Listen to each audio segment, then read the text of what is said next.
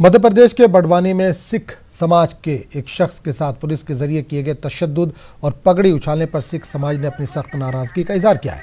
Police के जरिए सिख समाज के शख्स और मजहबी अलामत की तौहीन को लेकर सिख समाज के वफद ने वज़ीर दाखिला डॉक्टर निरुत्तम मिश्रा से मुलाकात की और मुतल्लिका पुलिस वालों के खिलाफ सख्त कार्रवाई का मुतालबा किया।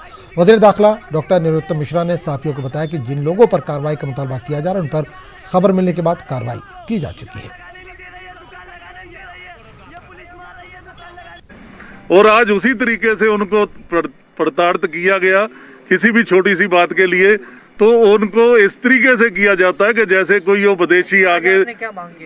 हमने किया है मांग कि उन पे उचित कार्रवाई हो, तो उन्होंने आश्वासन दिया कि कार्रवाई तो सस्पेंड हो चुके हैं, उन पे पहले ही हो चुकी है। हमने कहा आइंदा सिख ककारों का मध्य प्रदेश में अपमान ना हो। कोई भी अगर जेल में भी जाता है जहाँ उस पर अपराधिक भी है, तो और बहुत तरीके हैं उसके साथ बात करने के।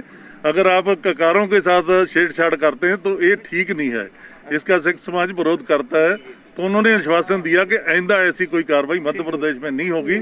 हमने इसके लिए व्यवस्था कर दी है।